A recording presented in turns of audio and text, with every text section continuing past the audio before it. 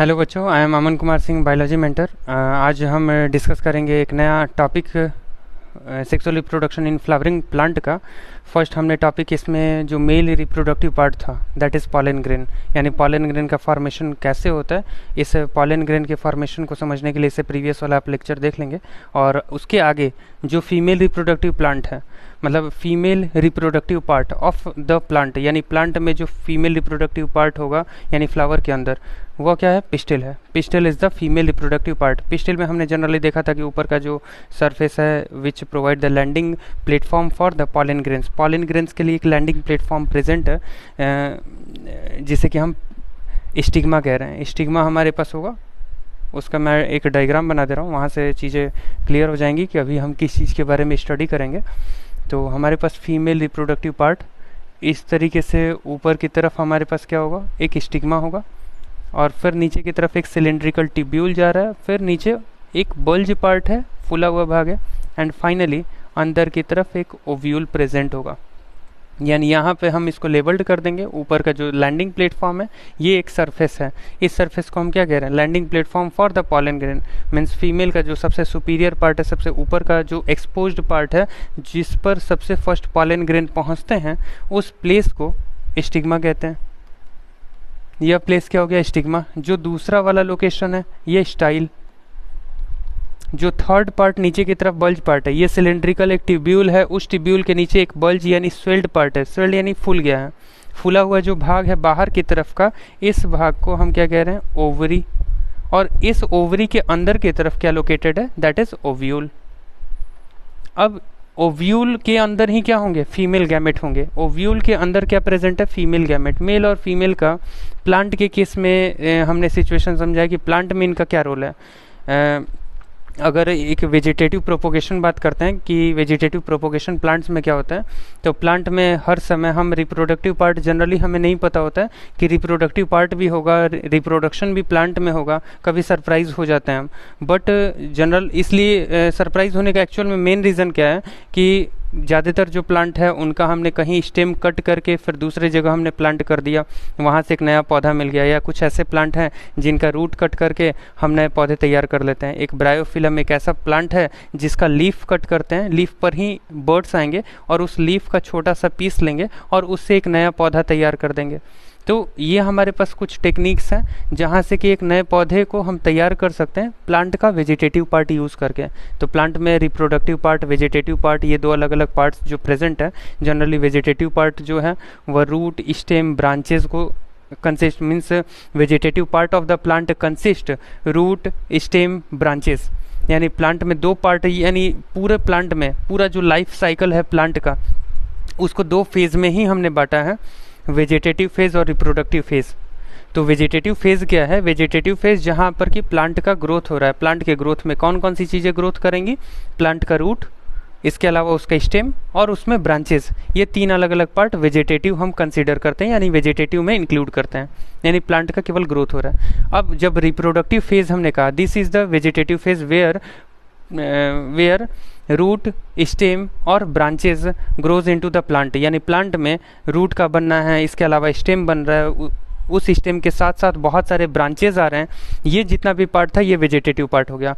इसके अलावा अब रिप्रोडक्टिव फेज़ स्टार्ट होगा प्लांट में। जब वेजिटेटिव फेज़ प्लांट पूरा कर लेता है देन उसमें रिप्रोडक्टिव फेज़ स्टार्ट होता है। तो रिप्रोडक्टिव फेज़ की शुरुआत कहाँ से हो रही है?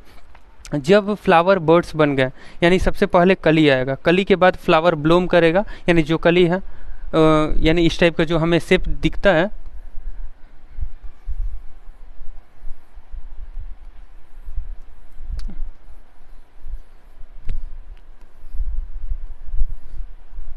इस टाइप का हमें शेप मिलेगा। ये जो हमें शेप मिल रहा है ये एक्चुअल में क्या है? ये हमारे पास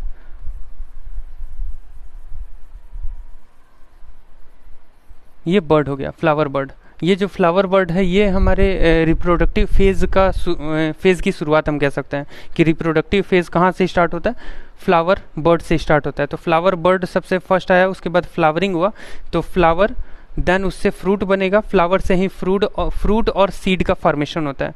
तो flower, fruit and seed is the reproductive part of the plant. यानी प्लांट का जो रिप्रोडक्टिव पार्ट है वह कौन से हैं? फ्लावर है, फ्रूट है, इसके अलावा सीड है। तो अब ये जो सीड का फॉर्मेशन है, रिप्रोडक्टिव पार्ट है, वहाँ से जो हमें सीड मिल रहा है, तो सीड और फ्रूट किसके बाद मिलेगा? जब तक मेल और फीमेल, मेल का यहाँ कंट्रीब्यूशन क्या है कि मेल का जो गैमेट यानी पॉलन ग्रेन्स, हमने लास्ट प्रीवियस लेक्चर में हमने देखा था कि पॉलन ग्रेन्स का फॉर्मेशन कैसे हो रहा है। तो पॉलन ग्रेन्स जो प्रेजेंट है, pollen grains contains 2 different gamete, 2 male gamete, यानी पॉलन ग्रेन्स में 2 मेल गैमेट प्रेजेंट होंगे। वह जो मेल गैमेट हैं वह फीमेल तक पहुंचेंगे। तो पहुंचने का जो पाथवे है वो हमारे पास, ये हमने पाथवे तैयार कर दिया कि फीमेल ये हमारे पास प्रेजेंट है और ये बाहर की तरफ क्या प्रेजेंट है? बाहर की तरफ मेल प्रेजेंट है। बाहर क्या प्रेजेंट होगा? ये हम बाहर की तरफ मेल हम लोकेट कर दे रहे हैं, ये हमारे पास मेल है। ठीक है, तो यहाँ पर ये पॉलन ग्रेन्स प्रेजेंट है। ये पॉलन ग्रेन्स कहाँ पहुँच जाएंगे? सबसे first landing platform that is stigma. Stigma female का सबसे पहला पार्ट है। तो ये स्टिग्मा के पास ये मेल पहुँच जाते हैं और मेल, ये एक ओवरऑल केवल मैं यहाँ व्यू दे रहा हूँ कि मेल और फीमेल की ज़रूरत क्या है। प्लांट के केस में मेल फीमेल का काम क्या हो रहा है, एक्चुअल मेल और फीमेल कैसे एक दूसरे से कंबाइन हो रहे हैं और उनके बाद उनका प्रोडक्ट क्या है। मेल फीमेल अगर कंबाइन होंगे, जुड़ेंगे, तो वहाँ से जो ऑफ स्प्रिंग बनेगा, उस ऑफ स्प्रिंग को हम किस नाम से जानते हैं? तो जनरली हमने देखा कि यहाँ पर जो हमारे पास मेल था, मेल को हमने क्या कहा है? ये anther, then filament, stamen. Stamen 2 अलग अलग पार्ट कंसिस्ट करता है, ये फिलामेंट और उसके अलावा एंथर। एंथर के अंदर पॉलन ग्रेन है। पॉलन ग्रेन यहाँ से निकल कर कहाँ पहुँचेंगे? स्टिग्मा तक पहुँचेंगे और स्टिग्मा से ये पॉलन ग्रेन के अंदर जो गैमेट हैं, पॉलन ट्यूब के रास्ते से ये डायरेक्टली कहाँ पहुँच जा रहे हैं? ओव्यूल, अंदर की तरफ जो ओव्यूल प्रेजेंट है, इसी ओव्यूल के अंदर क्या होगा? एक एग सेल होगा, यानी फीमेल सेक्स सेल कहाँ प्रेजेंट है? इस ओव्यूल के अंदर female sex cell, egg cell present है। उस एग सेल से ये मेल के गैमेट फ्यूज होकर क्या बना देंगे? सीड का फॉर्मेशन कर देंगे। सीड का फॉर्मेशन हो गया, अब सीड नया, मतलब सीड से अब नया पौधा हम तैयार कर सकते हैं। तो जनरली हमने सीड का फॉर्मेशन ओवरऑल हमने एक रिकैप लिया। यहाँ पर हमें जो समझना है सबसे इम्पॉर्टेंट क्या है कि जो फीमेल पार्ट है, फीमेल रिप्रोडक्टिव पार्ट, यानी अंदर की तरफ जो ओव्यूल है, इस ओव्यूल का फॉर्मेशन कैसे हुआ है। यानी ओव्यूल के अंदर ही तो क्या है? फीमेल सेक्स सेल है, female sex cell, that is egg cell. तो एग सेल कहाँ प्रेजेंट होंगे? तो ओव्यूल के अंदर। तो ओव्यूल के स्ट्रक्चर को हम यहाँ पर ब्रीफली समझेंगे कि ओव्यूल का स्ट्रक्चर क्या है, ओव्यूल में कौन कौन से अलग अलग पार्ट आते हैं और ओव्यूल में एग सेल यानी फीमेल सेक्स सेल का फॉर्मेशन कैसे होता है, इस चीज़ को समझेंगे। तो यहाँ पर हमारे पास टॉपिक हम स्टार्ट करते हैं कि जो भी यहाँ पर इम्पॉर्टेंट है, उन इम्पॉर्टेंट पॉइंट्स को यहाँ पर हम कंप्लीट करेंगे। सबसे फर्स्ट है कि पिस्टिल और कार्पल।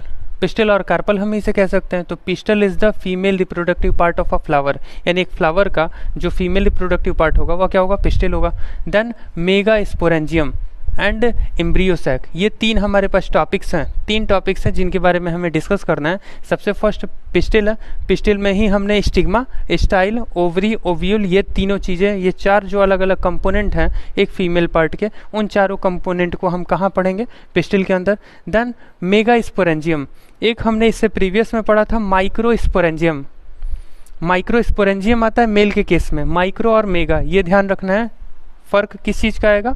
माइक्रो स्पोरेंजियम, ये फर्स्ट है। देन सेकंड क्या हो जाएगा? मेगा स्पोरेंजियम,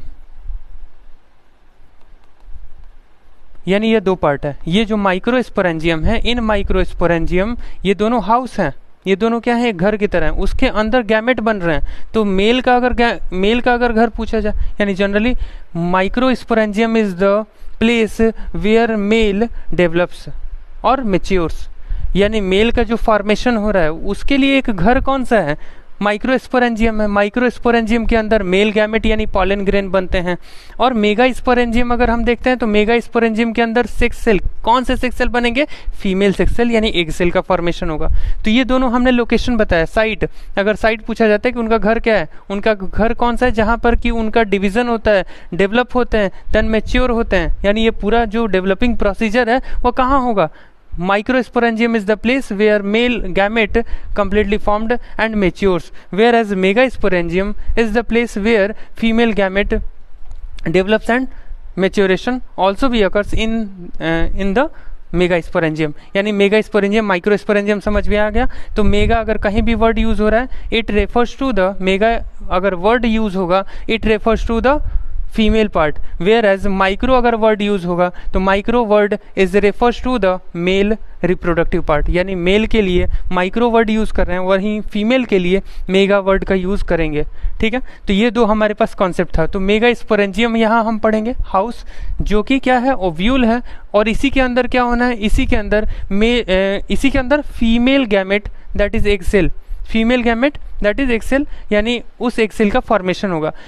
अब इस फर्स्ट तो हमने पिस्टल देख लिया, देन मेगा स्पोरेंजियम क्या होता है इसके बारे में भी हमने समझा। एम्ब्रियोसैक ये तीसरा वर्ड है। एम्ब्रियोसैक क्या होता है, वहाँ मेल के केस में एम्ब्रियोसैक मैं बता दे रहा हूँ कि यहाँ पर जो हमारे पास मेगा स्पोरेंजियम है जहाँ फीमेल गैमेट बन रहे हैं, अब इन मेगा स्पोरेंजियम का आगे की तरफ ये डेवलपिंग स्टेज होगा, यानी मेगा स्पोरेंजियम आगे की तरफ डेवलप होकर किसका फॉर्मेशन कर देते हैं, यानी इसी के अंदर मेगा स्पोरेंजियम यानी ओव्यूल के अंदर ही क्या प्रेजेंट होगा, एम्ब्रियोसैक प्रेजेंट होंगे, यानी एम्ब्रियोसैक का फॉर्मेशन ओव्यूल के अंदर होगा, यानी ओव्यूल के अंदर जो एक लोकेशन है उस लोकेशन को हम क्या कहते हैं, एम्ब्रियोसैक कहते हैं। तो अब इसके बाद के डायग्राम्स में हम इन चीज़ों को क्लियर कर लेंगे कि एम्ब्रियोसैक कहाँ पर प्रेजेंट है और एम्ब्रियोसैक के अंदर कौन कौन से सेल होंगे जिसमें कि रिप्रोडक्शन होता है, यानी मेल कहाँ पहुँच रहा है, फीमेल के अंदर। तो फीमेल के किस पार्ट में पहुँचेगा, तो एम्ब्रियोसैक के अंदर, फीमेल के एम्ब्रियोसैक के अंदर एग सेल प्रेजेंट है। एग सेल का लोकेशन क्या है, एम्ब्रियोसैक के अंदर है। एक सीक्वेंस में मैं उस चीज़ को लोकेट करूंगा। अब यहाँ पर स्टार्ट करते हैं कि पिस्टल की दो अलग अलग कंडीशंस होंगी। हम जनरली पिस्टल को हम एज अ गाइनोसियम कंसीडर करते हैं। जैसे एंड्रोसियम आपने मेल के लिए समझा था, 4 वर्ल आपने फ्लावर में देखे थे, calyx, Corolla, androecium and gynoecium. Calyx and Corolla क्या थे, नॉन इसेंशियल पार्ट थे, वहीं जो एंड्रोसियम एंड गाइनोसियम है ये क्या है, essential whorl of a flower. Essential क्यों है, क्योंकि ये रिप्रोडक्टिव पार्ट है, इन्हीं का डायरेक्ट इन्वॉल्व, यही जो पार्ट है ये डायरेक्टली इन्वॉल्व होंगे। तो जो एंड्रोसियम और गाइनोसियम है, तो एंड्रोसियम जो कि स्टेमेन का कलेक्टिव फॉर्म है और वहीं जो गाइनोसियम होगा, this are the collective form of the pistil, these are the collective form of the pistil, यानी पिस्टल का जो कलेक्टिव फॉर्म होगा उसे हम क्या कह रहे हैं, गाइनोसियम कह रहे हैं। तो यही 4 वर्ल हमने पढ़ा था। तो गाइनोसियम हम किसके लिए रेफर कर रहे हैं, पिस्टल के लिए। अब ये पॉसिबल है कि the pistol may be made of a single और मेनी ओव्यूल्स, यानी जो पिस्टल है, पिस्टल या कार्पल हम कह रहे हैं, एक ओव्यूल हो या एक से ज़्यादा ओव्यूल्स प्रेजेंट हो। पॉसिबल है कि एक ओव्यूल भी हो सकता है और एक से ज़्यादा ओव्यूल भी प्रेजेंट हो सकते हैं। पिस्टल तो हम एक देख रहे हैं, ये हमारे पास जैसे ये एक पिस्टल था, यहाँ पर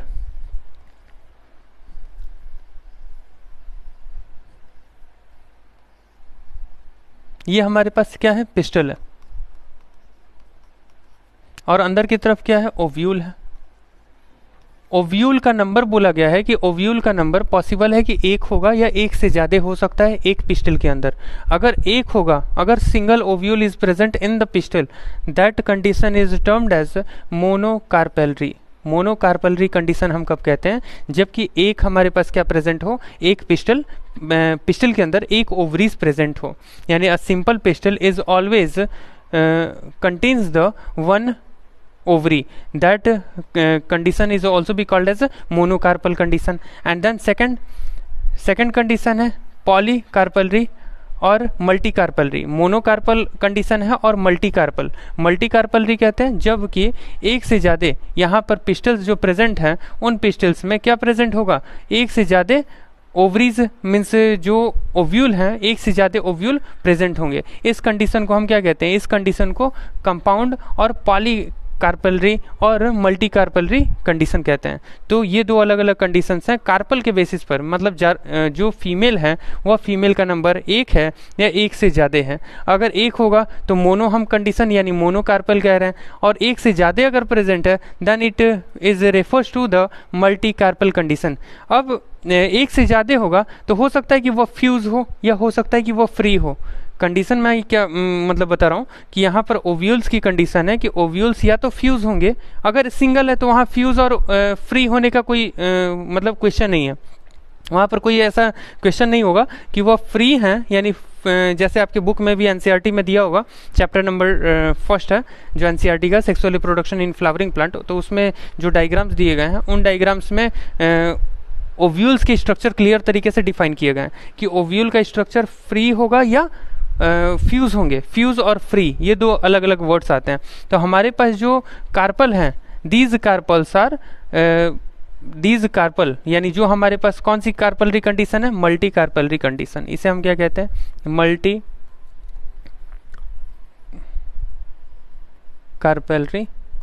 मल्टी कार्पलरी कंडीशन है, जहां पर कि एक से ज्यादा ओव्यूल प्रेजेंट है। तो इस मल्टी कार्पल की कंडीशन क्या है कि ये दो अलग अलग फॉर्म में प्रेजेंट होंगे। सबसे फर्स्ट क्या है, एपोकार्पस एंड सेकंड क्या है, second is syncarpous.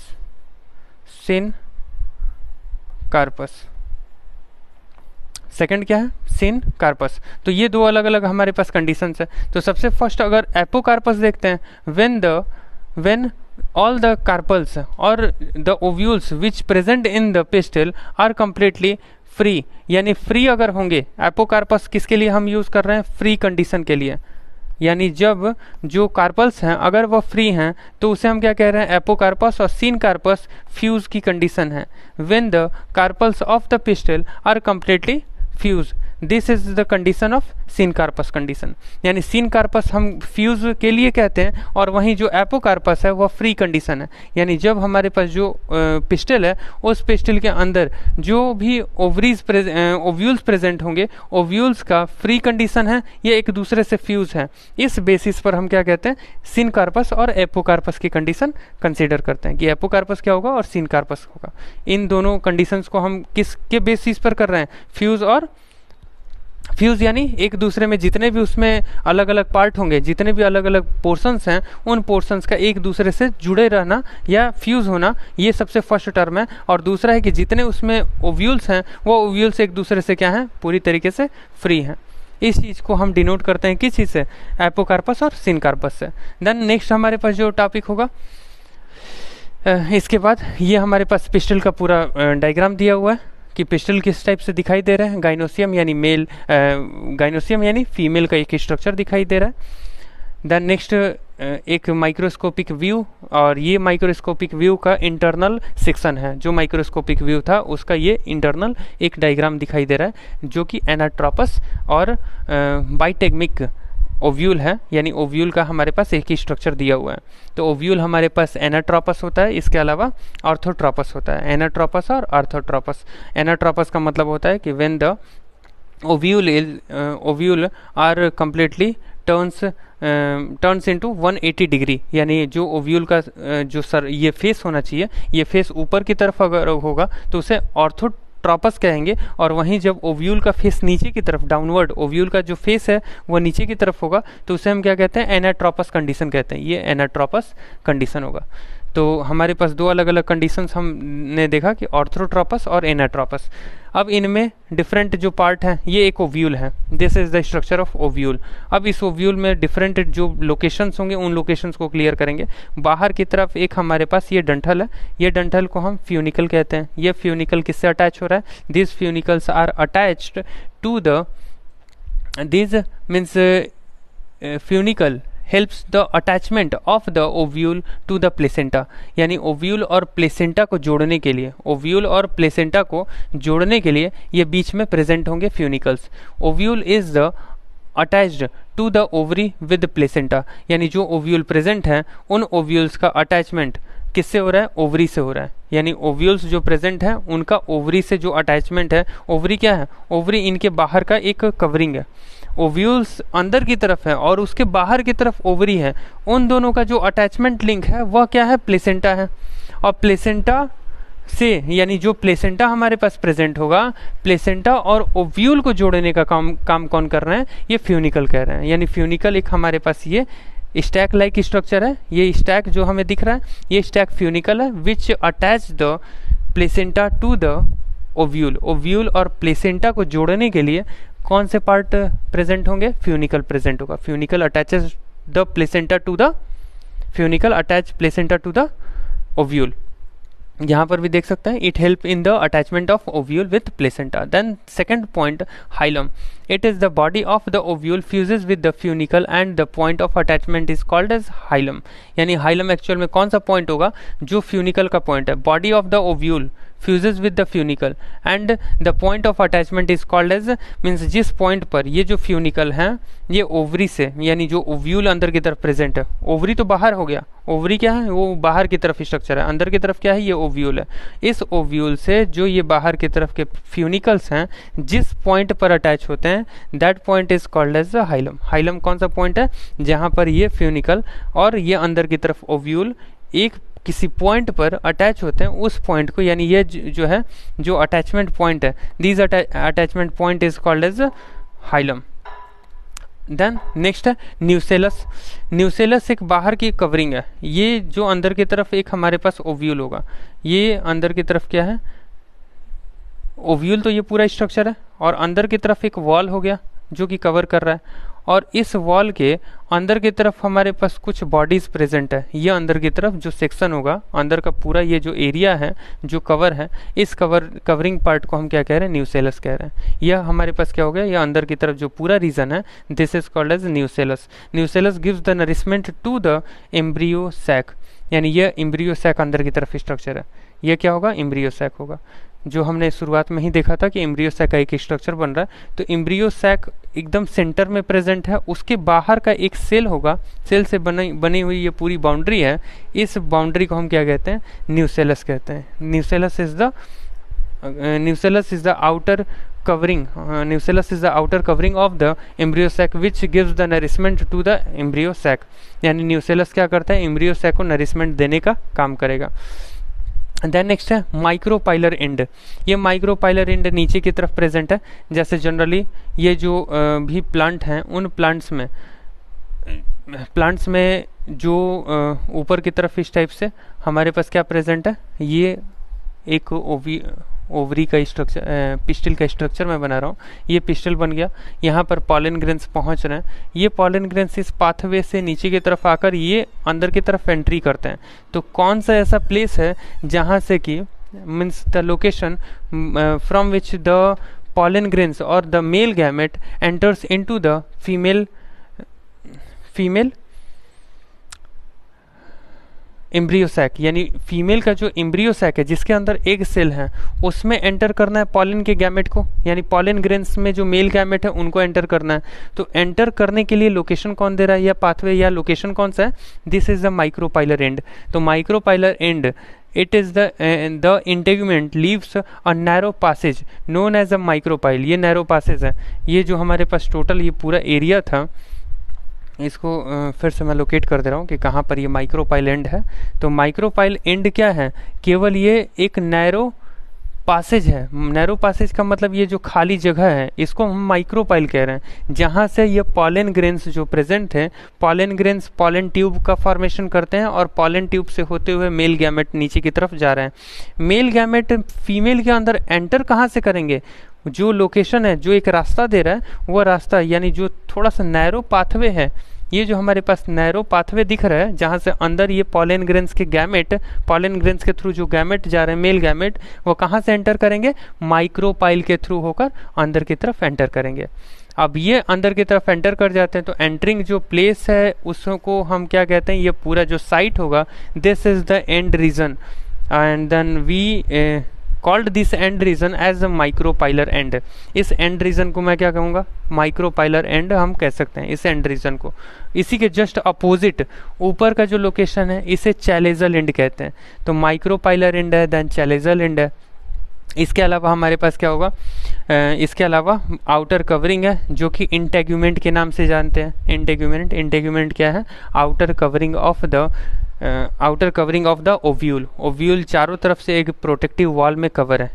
Ovule, ovary के अंदर ओव्यूल किससे प्रोटेक्टेड है, ओव्यूल किससे प्रोटेक्टेड होगा, इंटेग्यूमेंट से। इंटेग्यूमेंट क्या है, आउटर कवरिंग है which protect the ovule from the external region. बाहर के जो रीजन है, बाहर का एक्सटर्नल इन्वायरमेंट है, उससे डायरेक्ट ओव्यूल को, अंदर की तरफ के एम्ब्रियो सैक को प्रोटेक्ट करने के लिए क्या प्रेजेंट होगा, इंटेग्यूमेंट प्रेजेंट होंगे। तो चैलेजल एंड देख लेते हैं। ये हमारे पास माइक्रोपाइलर एंड था, नीचे का जो एंड है जहाँ से पॉलन ग्रेन सेंटर कर रहे हैं, और ऊपर की तरफ क्या है, चैलेजल एंड है।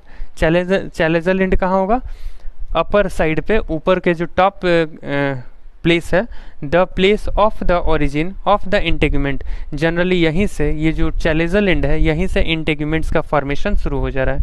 ये आउटर कवरिंग, ये बाहर की तरफ जो कवरिंग है जहाँ पर मैं ये मार्क कर रहा हूँ, ये कवरिंग क्या है, इंटेगुमेंट है।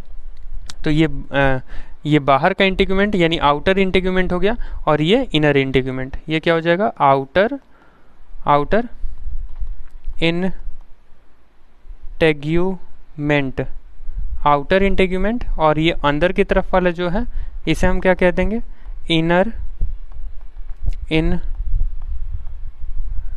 इंटेगुमेंट। एक सीड में हम देखते हैं कि सीड में इन्हीं का प्रेजेंस होगा। एक सीड कोट हम देख रहे हैं, चना देख रहे हैं, चने का बाहर का जो एरिया है, बाहर का जो पूरा सरफेस है वो ब्राउन कलर का दिखाई दे रहा है, भूरे रंग का दिखाई दे रहा है। तो जो एक चने में बाहर का जो सरफेस ब्राउन कलर का दिखाई दे रहा है वह क्या है, वो आउटर कवरिंग है।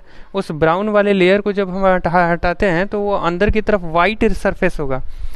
जो चना देख रहे हैं, एक एग्जाम्पल मैं बता रहा हूँ कि जो भी चीज़ें हम, एक सीड का फॉर्मेशन, चना क्या है, एक सीड है, चने को हमने क्या मान लिया, सीड है। सीड कहाँ से बना है, इसी ओवरीज, मतलब ओवरीज के अंदर जो ये ओव्यूल है, ovule develops into the seed part of the plant, यानी प्लांट का जो सीड पार्ट होगा वह कहाँ से बना है, फ्लावर के अंदर जो ओव्यूल हैं, ओव्यूल ही आगे की तरफ क्या बनाते हैं, ovule forms the seed, ovule develops and forms the structure of seed. यानी सीड किससे बन रहा है, ओव्यूल से ही बन रहा है। तो ओव्यूल में जो इंटेगुमेंट होंगे, integument forms the seed coat of the seed. Seed में 3 ही मेन पार्ट होते हैं, उससे बाद में हम पढ़ेंगे, लेकिन एक ओवरऑल बता दे रहा हूँ कि यहाँ पर जो हम पार्ट देख रहे हैं वही चीज़ें हमें सीड में भी दिखाई देंगी, लेकिन उसका नाम क्या हो जाएगा, बदल जाएगा। तो जनरली सीड में हम देखते हैं कि सीड कोट होता है, एम्ब्रियो होता है, एम्ब्रियो में प्लूम्यूल, रेडिकल हमने देखा है। इसके अलावा उसमें इंडोस्पर्म होगा। ये 3 चीज़ें प्रेजेंट होंगी। सीड को अगर हम क्लासीफाई करते हैं, सीड को बांटते हैं तो 3 पार्ट में मेनली डिवाइड कर सकते हैं। सीड कोट, सीड कोट के अलावा दूसरा हमारे पास क्या होगा, दूसरा एम्ब्रियो जिसमें कि प्लूम्यूल और रेडिकल आता है, एंड तीसरा जो पार्ट होगा वह क्या होगा, इंडोस्पर्म होगा। These are the 3 different part which are present into the seed. Then ये जो हमें बाहर की तरफ एक सीड का जो आउटर कोट दिख रहा है, जो ब्राउन कलर का कवरिंग दिख रहा है, एक चने के ऊपर ब्राउन कलर का जो कवरिंग है, वो कवरिंग क्या है, सीड कोट है। सीड को बाहर से ढके हुए है। सीड कोट जब हम उतार देते हैं, जैसे हमने चने को पानी में भिगो दिया, ऐसे नॉर्मली वो बिना पानी में फुलाए हुए उसका जो आउटर कवरिंग है वो नहीं निकलेगा। तो जब हम पानी में भिगो कर उसको फुला देते हैं, आफ्टर 10 और 12 hours they are completely swelled, यानी वाटर का एब्जॉर्प्शन करता है और वो फूल जाएगा।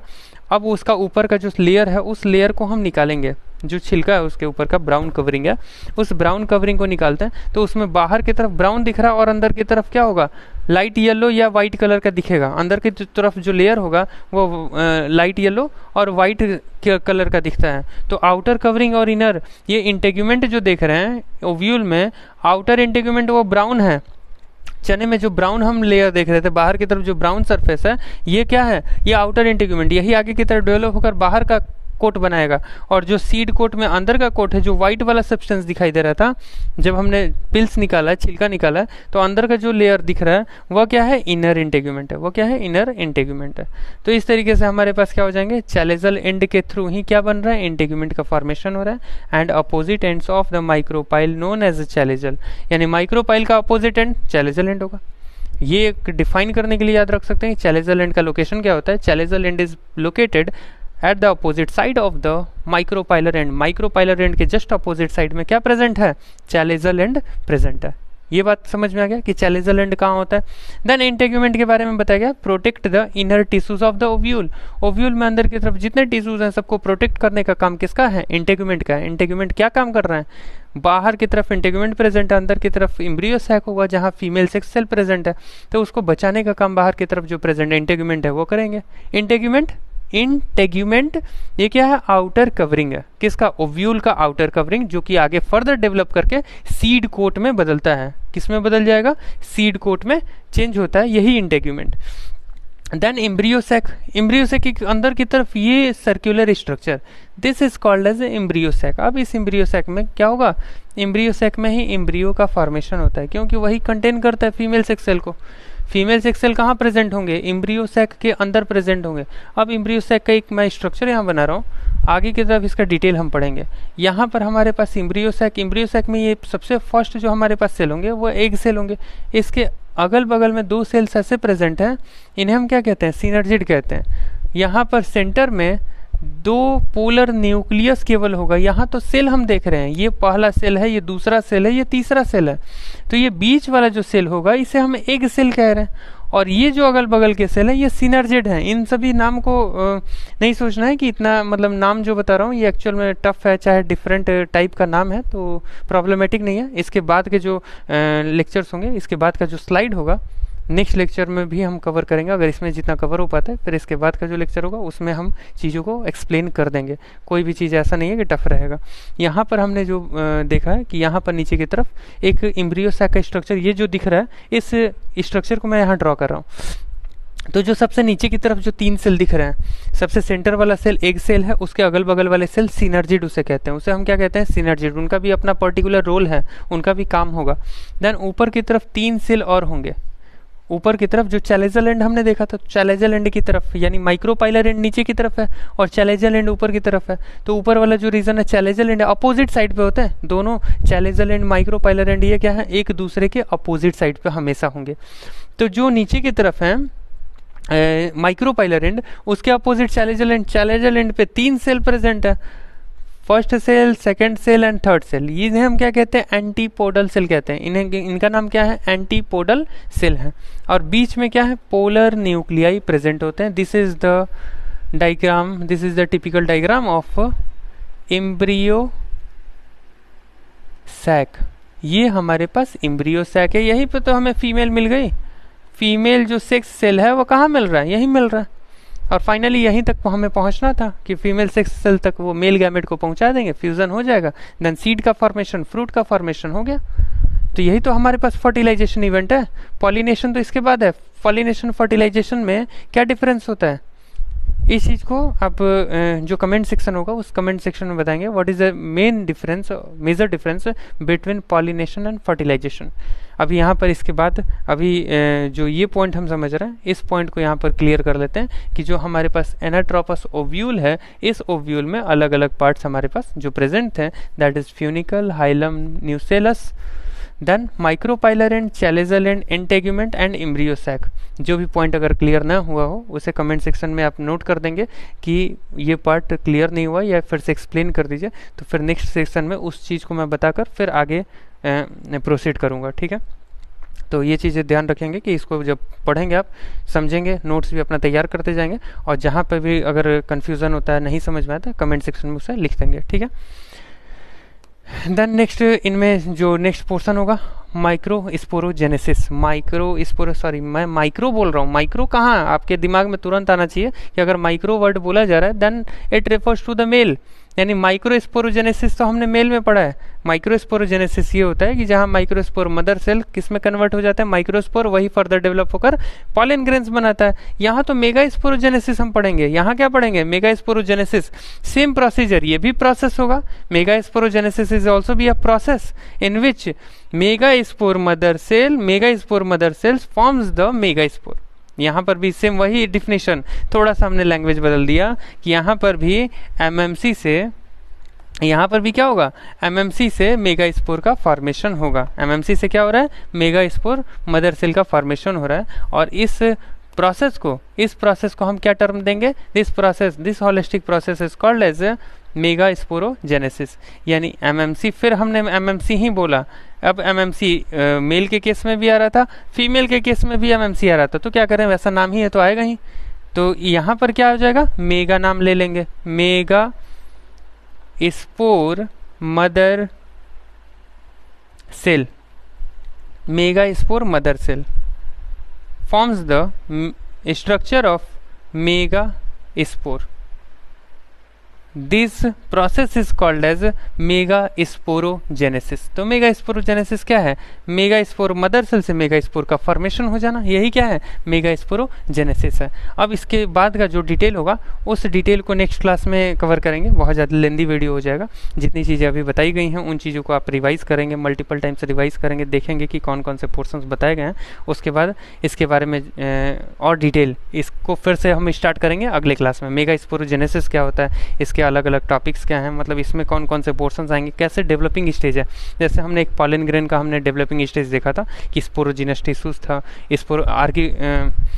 आर्किस्पोरियल सेल्स जो थे, आर्किस्पोरियल सेल्स जो कि फॉर्म कर रहे हैं किसका, स्पोरोजिनस टिश्यूज का। स्पोरोजिनस टिश्यूज आगे की तरफ डेवलप होकर यानी माइटोटिकली डिवाइड होकर किस में कन्वर्ट हो जाएंगे, sporogenous tissues mitotically divide and forms the structure of microspore mother cell, and microspore mother cells meiotic division occurs into MMC microspore mother cell, and they forms the structure of microspore, and microspore further divide and further develops and forms the structure of pollen grain। यानी finally जो sporogenous tissues थे, sporogenous tissues से MMC बनता है, MMC से आगे की तरफ माइक्रोस्पोर बनते हैं, माइक्रोस्पोर से आगे की तरफ पॉलन ग्रेन्स बनते हैं। वही सीक्वेंस यहाँ पर भी हमें कुछ फॉलो करना है, थोड़ा इधर उधर कुछ डिफरेंसेस हैं, उन डिफरेंसेस को हम नेक्स्ट क्लास में कंप्लीट तरीके से उसको क्लियर कर लेंगे कि कहाँ कहाँ डिफरेंसेस आ रहे हैं और किस तरीके से फीमेल गैमेट यानी जो एक पूरा एम्ब्रियो सैक है उस